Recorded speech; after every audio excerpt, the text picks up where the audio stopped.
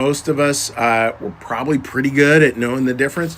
And probably for most of us as well, there's probably at least one area in our life where we tend to be making too much of it and we think it's a life and death issue. So, how do we want to handle that is the big question. Hold on a big second here. We have a little feedback going here. You get to see how New Church Live is done on the run. There's probably at least one area. There we go. My apologies. We had it going in the other room. And you know, that idea of things that just feel like it's just too much. It's just everything is life and death. And I love the quote by Dean Smith. He was the coach at University of North Carolina. And he said, if everything is a life and death issue, you're going to be dead a lot. So that's what we're going to take a look at. It's just a couple stories that are back to back. Now with the Bible, one of the things that's significant when you read the Bible is to remember, especially with the Gospels, they were meant to be read like straight through. So there were not chapters and verses. We added those. So one story was to inform the next, even though oftentimes when it gets preached as if they're different chapters, but they weren't written that way. They were written in a little different format. So sometimes when you see how the two come together, it's kind of interesting. And that's what I want to read for you today. So this is in chapter 15 of Mark. So it starts out with this. When they had crossed over the Jordan, that's the disciples, they came to the land of Gennesaret. And when the men of that place recognized him, they sent out into all the surrounding regions, brought to him all those who were sick, and begged him that they might only touch the hem of his garment, and as many as they touched were made whole. It's just a beautiful, beautiful line there. You know, as many as were touched were made whole. It's that idea of just touching God. They just wanted to touch God. And these people were being healed just by the slightest touch. And then literally like the next line is about the Pharisees. And here, think of the clergy at that time. Then the scribes and the Pharisees who were from Jerusalem came to Jesus saying, "Why do your disciples transgress the tradition of the elders? For they do not wash their hands when they eat bread." Jesus answered them and said, "Why do you also transcend the commandment of God because of your tradition?" So it's this beautiful line. Like here you have people who are getting healed. The healing's taking place. It's beautiful. It's wonderful. It's amazing. And then you have the Pharisees going like, "Yeah, but you know what? You ate some of the bread without washing your hands." I mean, and I think that's deliberate. It's to show how much we can get caught in trivial things. And it's always very easy in these stories to kind of point out and to go like, well, obviously that's so-and-so who does that. I know someone who does that. And we're supposed to go, I know someone who does that, and point at ourselves. So where's that showing up for you? Where's there a bigger picture there? You know, the healing that's taking place. And yet we're getting caught up on these little trivial things like, did they wash their hands or not? And I guarantee there's something in there for you. You know, there's something in your life where you're holding on to something that probably doesn't need held on to, where you're making something too big of a deal.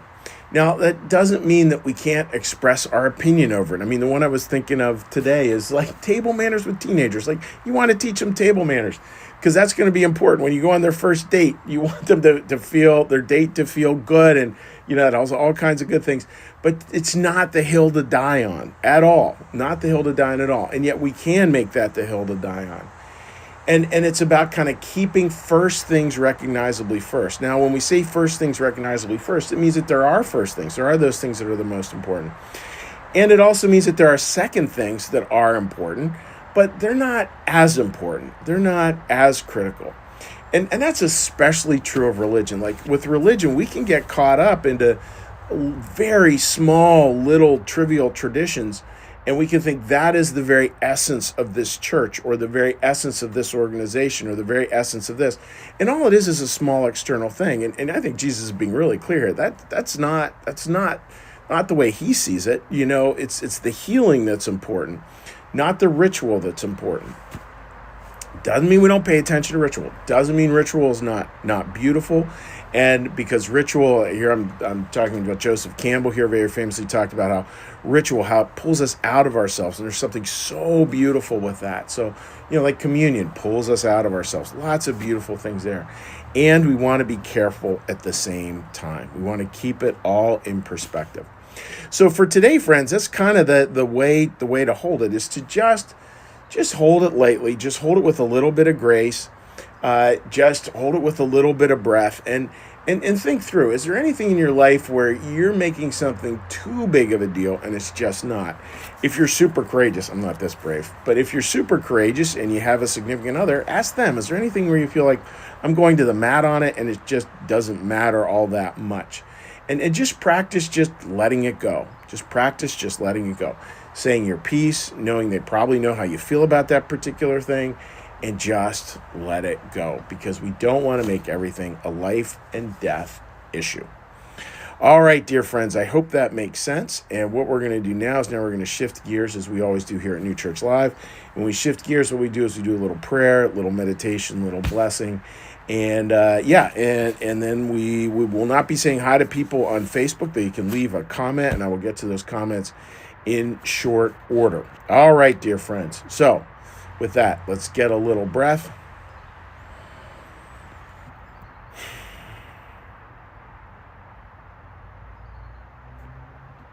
Be still and know that I am God.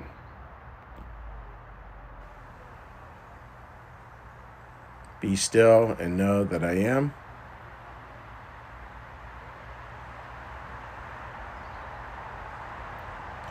Be still and know that I.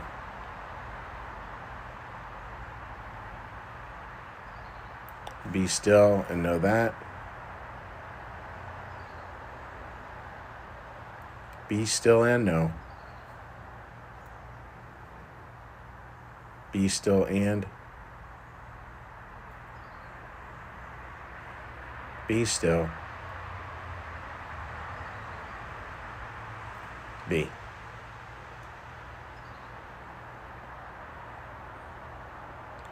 Our Father, who art in the heavens, hallowed be thy name.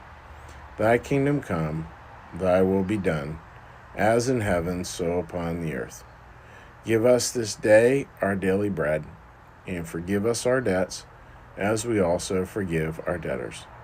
And lead us not into temptation, but deliver us from evil. For thine is the kingdom, and the power, and the glory forever. Amen. May the Lord bless you and keep you. May the Lord make his face to shine upon you and be gracious unto you. May the Lord lift up his countenance upon you, bring you peace, and bring you home. Amen. All right, dear friends, wishing you all the best. May you have a great day, and we will